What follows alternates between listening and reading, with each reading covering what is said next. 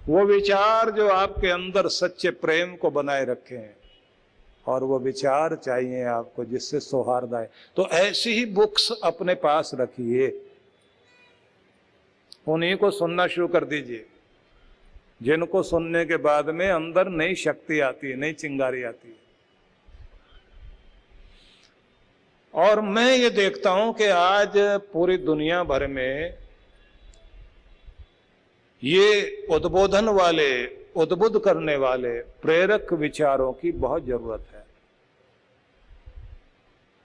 एक बार मैं एक देश के हवाई अड्डे पर अपना हवाई जहाज पकड़ने के लिए तेजी से जा रहा था, मेरे साथ कुछ लोग थे। एक सरदार जी बेचारे, वो अपने पोते का हाथ पकड़ के वो भी भागे जा रहे हैं, और वो उनकी भी फ्लाइट छूट रही थी। उन्होंने मुझे देख लिया, देखने के बाद वापस आए और आकर मेरी तरफ देख के बोले, वही हो? मैंने कहा हाँ वही है। चंगा चंगा चंगा ऐसे कहते हुए चल पड़े आगे। तो जो सज्जन साथ में थे वो बोले, ये क्या कह रहे थे? मैंने कहा, खग ही जाने खग की भाषा, पक्षी पक्षी की भाषा को समझता है। बोले, आपने समझा क्या कहा इन्होंने? बोले, इन्होंने ये कहा है कि वो जो आते हैं टीवी पे वो आप ही हो। मैंने कहा हाँ वही हूं। बोले, अच्छा ठीक है, घर में जाएंगे ना तो वहां बता देंगे सबको, हाँ मिले थे वो। उसके बाद पीछे लंगड़ाती हुई एक महिला आ रही थी, वो पास में आई और आकर के बोले, ये किसी को नहीं सुनते, सिर्फ आपको ही सुनते हैं। मैंने कहा फिर? बोले, किसी को नहीं मानते, आपको ही मानते हैं। तो मैंने कहा तो? बोले, इनको आप ऐसे समझाओ, बोल देना घुमा फिरा के कि मर्द हो तो हर समय तने हुए मत रहा करो, थोड़ा शांति से भी रहना चाहिए। और आप ही घर में रहते हैं, हम भी तो रहते हैं ना।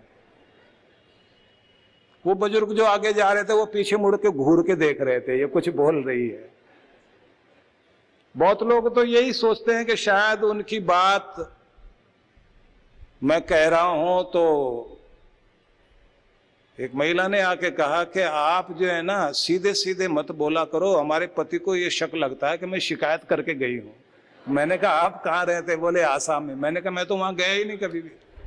सबकी कहानी तो एक ही है ना, सबके आंसू एक जैसे हैं, सबका दर्द एक जैसा, सबकी पीड़ा एक जैसी। हम लोगों को तो महसूस करना होता है ना, और उसी के लिए तो कुछ बताना होता है।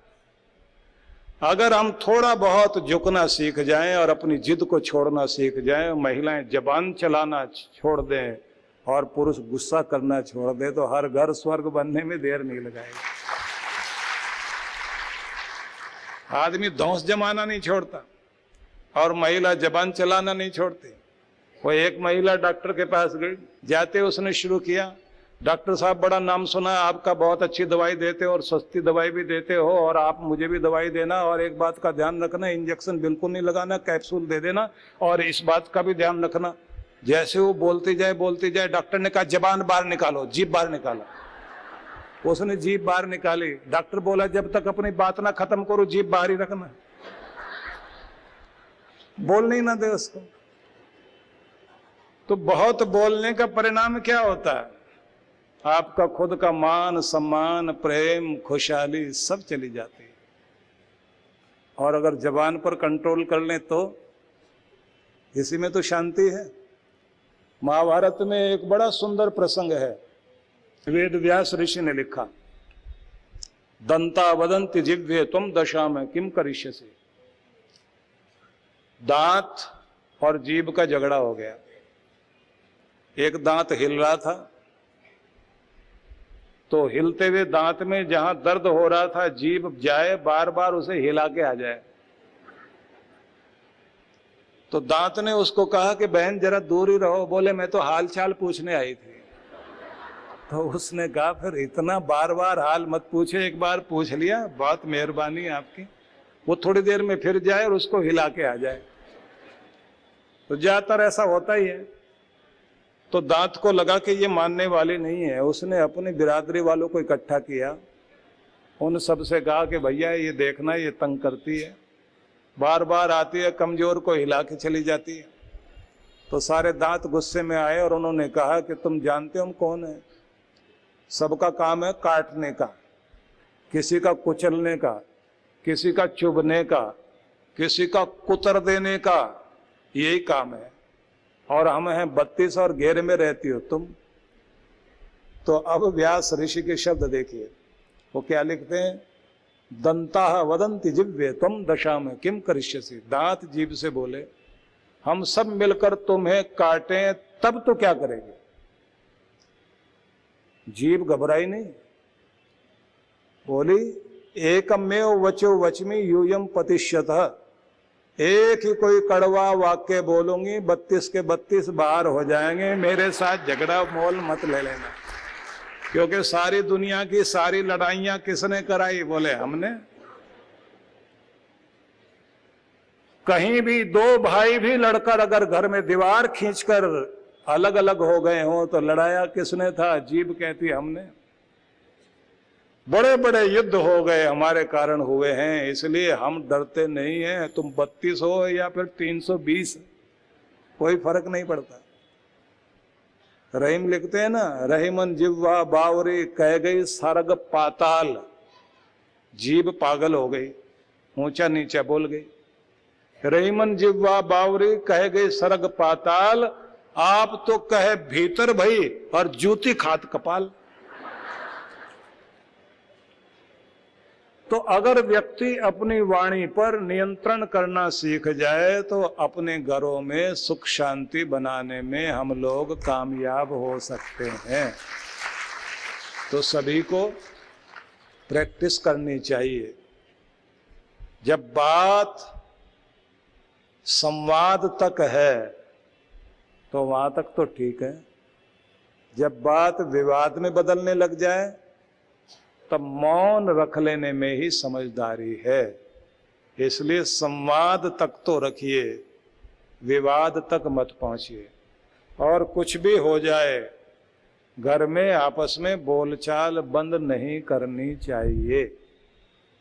ये जो ज्यादा पढ़े लिखे होते हैं ना, इनके साथ बड़ी मुसीबत तो ये है कि एक बार बोलचाल बंद हो जाए 15-15, 20-20 दिन एक दूसरे से बोलेंगे नहीं, या कनखियों से देखते रहते हैं एक दूसरे को।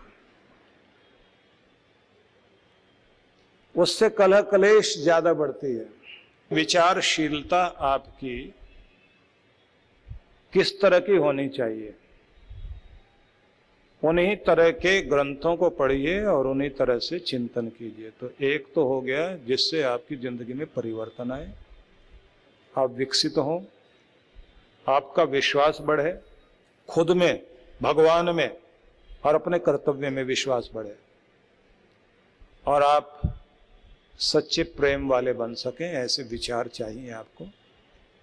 सौहार्द बढ़े, तालमेल बढ़े।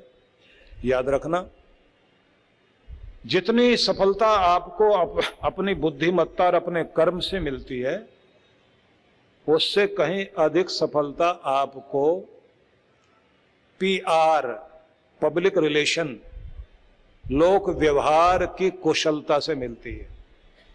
किसी को 2 शब्द अच्छे कहने में आप दरिद्र मत बनो। लोक व्यवहार बहुत बड़ी चीज है, बिछड़ों को मिलाने का काम करता है, ये रिश्तों में मजबूती लाता है, और पता नहीं कौन आदमी कहां किस तरह से एक दूसरे के काम आ जाए।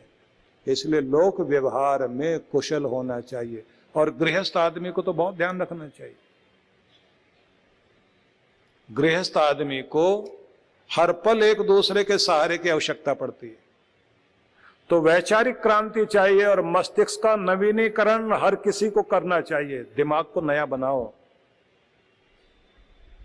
दिमाग को नया बनाना चाहते हो ना, नए विचारों से मस्तिष्क नया बनता है। जब आपके विचार नए होते हैं तो आपका दिमाग नया बनता है।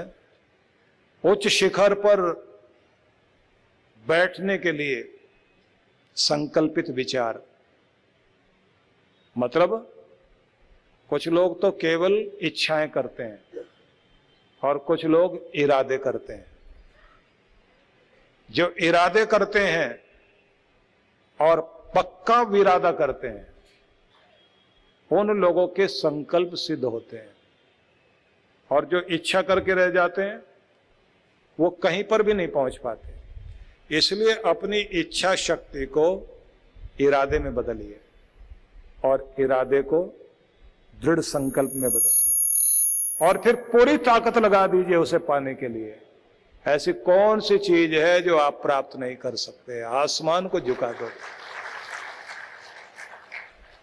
तो कल से ही इरादा कर लीजिए कि सवेरे समय से उठकर सैर करेंगे, प्राणायाम करेंगे और योगा एक्सरसाइज थोड़ी बहुत जरूर किया करेंगे। और कितना भी मौसम सुबह अच्छा लग रहा हो और नींद प्यारी लग रही हो और चादर ओढ़ के लेटे हो और चादर से मुंह बाहर निकालने को मन ना कर रहा हो, तो भी आपको बहादुर बनना है। बिस्तर में आप जीतना सीख गए तो फील्ड में भी जीतना सीख जाओगे। लात मार के चादर को फेंको, उठ जाओ। पता लगता है संकल्प के धनी हो। इरादा किया था तो उसको निभाने वाले बन गए।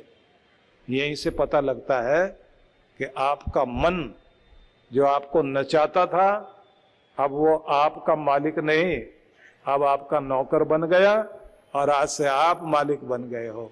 इस तरह अपने को दृढ़ करना। ऐसे तो जीतना पड़ेगा ना अपने आप को। धीरे धीरे अपनी शक्ति को बढ़ाते चले जाइए तो फिर आप देखेंगे कि हर क्षेत्र में सफलताएं आपके जीवन में प्रवेश करने लग जाएंगी। एक महिला को मैं देखता था, दमा रहता था उनको, चलते चलते हाँफती रहती थी। पति डॉक्टर थे और उनके बच्चे जो है एक फर्स्ट ईयर में पढ़ रहा था और एक 12th में। और अचानक मोटरसाइकिल से गिर के पति को ब्रेन हेमरेज हो गया। अब सारा घर लटक गया। ऐसा मौका जब बच्चों को कुछ बनने का अवसर है। उसी समय उन्होंने अपना मकान बनाया था तो पैसा उसमें भी सारा लग गया। पत्नी बीमार रहे, एलर्जी भी, दमा भी, शुगर की पेशेंट और शरीर बहुत भारी। अब किसी से कर्जा मांगे, रिश्तेदारों के पास जाएं, बच्चे पढ़ाने, पति का भी इलाज करना है। बेचारी ने अपने गहने वहने बेच करके अपने पति का इलाज कराया। अब रोज भगवान को शिकायत करे, मेरी तो खुद की हालत खराब है, भगवान ऊपर से मुसीबत दे दी, बच्चे पढ़ रहे हैं, इनकी पढ़ाई छुड़वाऊं। तो एक दिन सुबह सुबह सुनते सुनते विचार उसके मन में आया कि खुद की सहायता खुद करिए, दुनिया कोई भी तुम्हारी सहायता नहीं करेगी। जिस दिन आप खुद को खुद मजबूत करेंगे, पूरी दुनिया साथ। आज तक आपने पूरे घर को संभाला है ना, अब जिम्मेदारी हमारी भी कुछ आई है तो हमें भी साथ निभाने दो ना। हम भी साथ खड़े होते हैं, मिलकर काम करते हैं। अब वो वहां बैठे पति के साथ और मरीजों को जल्दी जल्दी देखने के बाद फिर घर में आके खाना बनाए और बच्चों से भी कहे कि देखो बेटा, अब लापरवाही के दिन चले गए।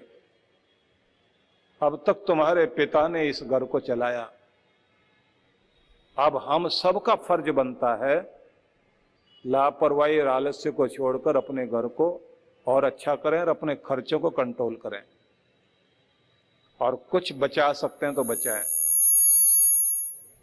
साल भर के अंदर उन्होंने अपने आप को बिल्कुल ठीक कर लिया। और महिला का नाम था रेखा, और देखने में लगती थी बिंदु, बहुत मोटी।